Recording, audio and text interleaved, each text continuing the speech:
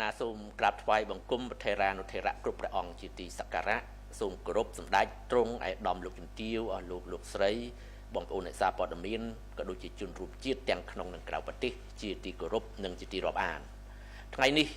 អ្នកនាំពាក្យរាជរដ្ឋាភិបាលសូមបន្តធ្វើបច្ចុប្បន្នភាពជូនជនរួមជាតិជ្រាបអំពីការយកចិត្តទុកដាក់មើលថែទាំប្រជាពលរដ្ឋភាគសឹក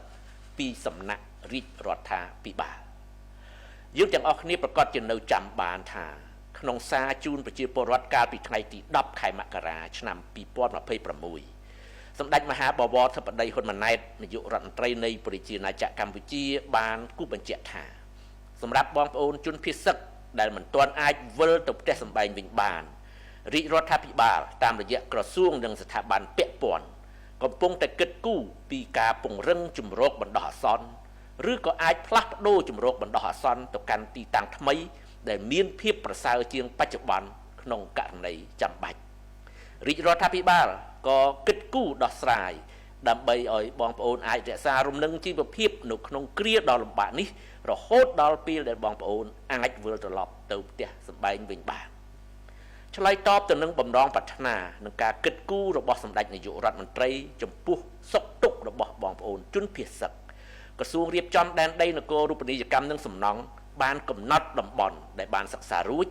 ដើម្បីរៀបចំជំរកបណ្ដោះអាសន្នសម្រាប់បងប្អូនជនភៀសសឹកដើម្បីធានាសុវត្ថិភាពនិងសុខុមាលភាពរបស់ពួកគេទម្រាំដល់ពេលដែលពួកគេអាចវិលត្រឡប់ទៅកាន់ភូមិឋានវិញបាននេះគឺជាការវិវត្តថ្មីទៀតដែលបញ្ជាក់ពីការយកចិត្តទុកដាក់របស់សម្ដេចនាយករដ្ឋមន្ត្រីក្នុងការជួយសម្រួលជីវភាពនិងការរស់នៅរបស់បងប្អូនជនភៀសសឹកដែលនៅមិនទាន់អាចវិលត្រឡប់ទៅផ្ទះសម្បែងវិញបាននាពេលនេះរហូតដល់ពេលដែលពួកគេអាចវិលត្រឡប់ទៅផ្ទះសម្បែងវិញបាននាពេលខាងមុខសូមជម្រាបជូនដែរថារហូតមកទល់ពេលនេះមានបងប្អូនជនភៀសសឹកជិត83%ហើយក្នុងចំណោមជនភៀសសឹកសរុបជាង640000នាក់បានវិលត្រឡប់ទៅកាន់ផ្ទះសម្បែងរួចជាស្រេចការវិលត្រឡប់របស់ជនភៀសសឹកត្រូវបានធ្វើឡើងជារៀងរាល់ថ្ងៃក្រោមការសម្របសម្រួលដោយយកចិត្តទុកដាក់ពីសំណាក់អាជ្ញាធរមូលដ្ឋានអ្នកនាំពាក្យរាជរដ្ឋាភិបាលសូមជម្រាបជូនសារជាថ្មីថាពលរដ្ឋភៀសសឹកដែលស្នាក់នៅក្នុងជំរំមណ្ឌលប្រមូលផ្ដុំសុវត្ថិភាពទទួលបានការយកចិត្តទុកដាក់គ្រប់បែបយ៉ាងពីសំណាក់រាជរដ្ឋាភិបាលពួកគេត្រូវបានផ្ដល់ជូននៅជំរកឬក៏តង់សម្រាប់ស្នាក់នៅការការពារសន្តិសុខសុវត្ថិភាព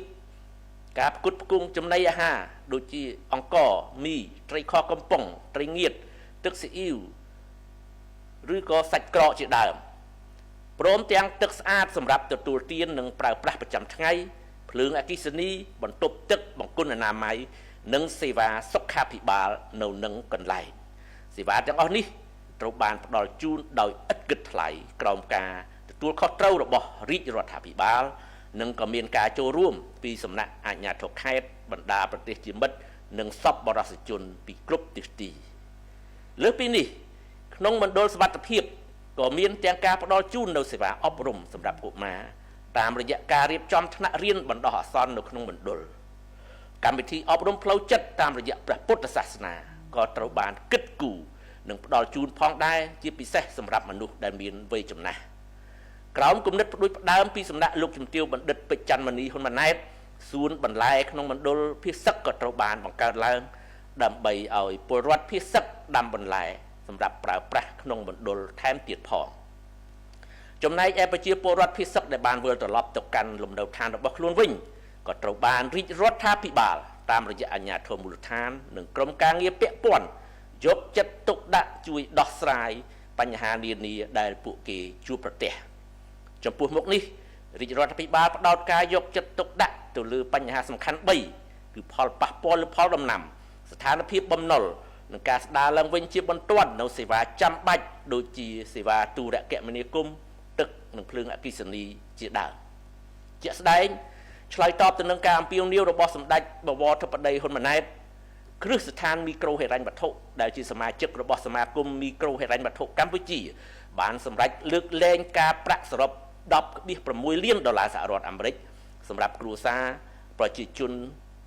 ភៀសសឹកក៏ដូចជាលុបចោល បំណុលទាំងការនឹងដើម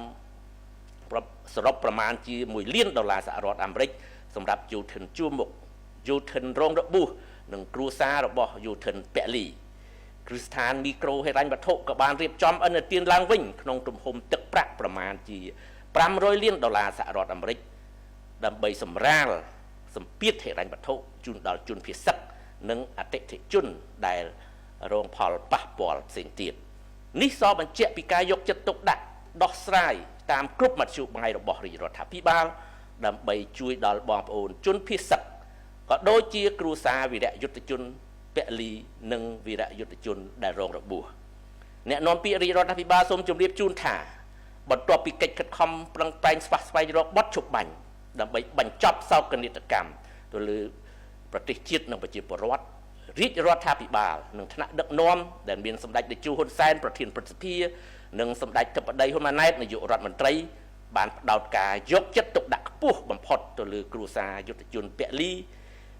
យុទ្ធជនរងរបួសក៏ដូចជាការស្ដារឡើងវិញជីវភាពប្រជាពលរដ្ឋភៀសសិកនិងហេដ្ឋារចនាសម្ព័ន្ធដែលរងការខូចខាតសម្ដេចធិបតីហ៊ុនម៉ាណែតនាយករដ្ឋមន្ត្រី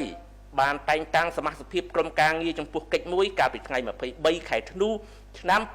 2025ដើម្បីចុះវាយតម្លៃពីការខូចខាតនិងផលប៉ះពាល់នានា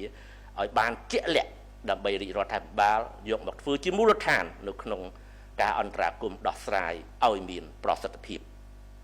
ទន្ទឹមនឹងដៃម្ខាងដោះស្រាយបញ្ហាជូនប្រជាពលរដ្ឋដែលរងផលប៉ះពាល់ពីសង្គ្រាមរំលោភបំពានរបស់ថៃ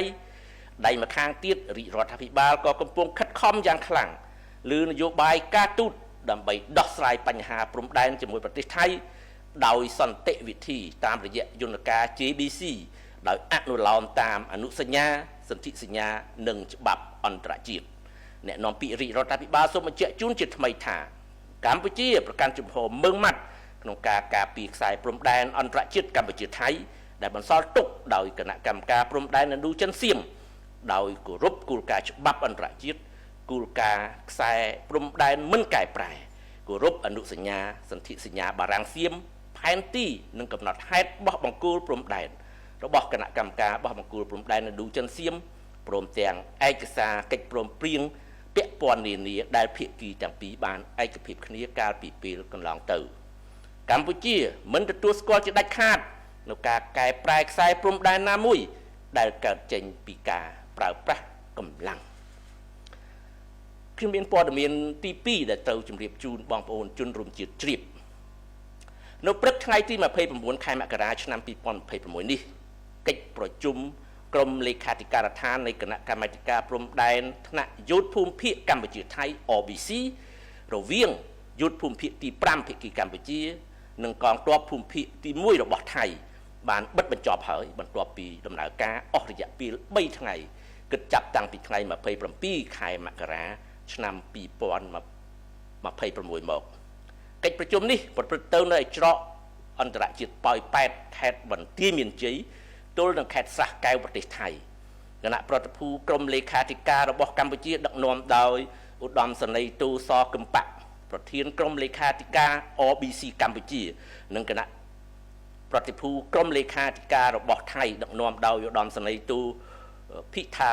យ៉ាគូលពូសវណ្ណប្រធានក្រុមលេខាធិការ OBC ថៃកិច្ចប្រជុំនេះប្រព្រឹត្តទៅក្រោមការសង្កេតការណ៍ពីក្រុមអ្នកសង្កេតការណ៍អាស៊ាន AOT របស់កម្ពុជានិងថៃដោយសារតែភាគីទាំងពីរនៅមិនទាន់បានរកឃើញនៅចំណុចកណ្ដាលរួមគ្នាមួយនៅឡើយដូច្នេះភាគីទាំងពីរក៏បានឯកភាពគ្នាដកឃ្លាវិលត្រឡប់ទៅទីបញ្ជាការរៀងៗខ្លួនហើយបន្តផ្លាស់ប្ដូរឯកសារនិងពិភាក្សាគ្នាដើម្បីឈានទៅរកការឯកភាពគ្នានៅពេលខាងមុខទើបមានការរៀបចំពិធីចុះហត្ថលេខានិងកិច្ចប្រជុំគណៈកម្មាធិការព្រំដែនថ្នាក់យោធភូមិភាគកម្ពុជាថៃ OBC រវាងយោធភូមិភាគ5របស់កម្ពុជានិងកងទ័ពភូមិភាគ1របស់ថៃគួររំលឹកថាកិច្ចប្រជុំពិសេសនៃគណៈកម្មាធិការព្រំដែនថ្នាក់យោធភូមិភាគកម្ពុជាថៃ OBC ធ្វើឡើងឯកតាមស្មារតីនៃសេចក្តីប្រកាសរួមនៃកិច្ចប្រជុំពិសេសលើកទី3នៃគណៈកម្មាធិការព្រំដែនទូទៅ GBC រវាងកម្ពុជាថៃកាលពីថ្ងៃ27ធ្នូឆ្នាំ2025ដែលភាគីទាំងពីរបានបញ្ជាក់សារជាថ្មីអំពីការបន្តអនុវត្តយ៉ាងម៉ឺងម៉ាត់ខ្ជាប់ខ្ជួន នៅលទ្ធផលនៃកិច្ចប្រជុំពិសេសនេះឲ្យបានពេញលេញនិងប្រកបដោយប្រសិទ្ធភាពក៏ដូចជាការបន្តកិច្ចខិតខំប្រឹងប្រែងកាត់បន្ថយភាពតានតឹងតាមបណ្ដោយព្រំដែនព្រមទាំងស្វែងរកកិច្ចសហប្រតិបត្តិការជាក់ស្ដែងសម្ដៅលើកកម្ពស់សន្តិភាពស្ថិរភាពរវាងប្រទេសទាំងពីរនិងឈានទៅការវិលត្រឡប់ទៅរកភាពប្រក្រតីឡើងវិញឲ្យបានឆាប់រហ័សសូមអរគុណនិងសូមគោរពលាតែប៉ុណ្ណេះបាទ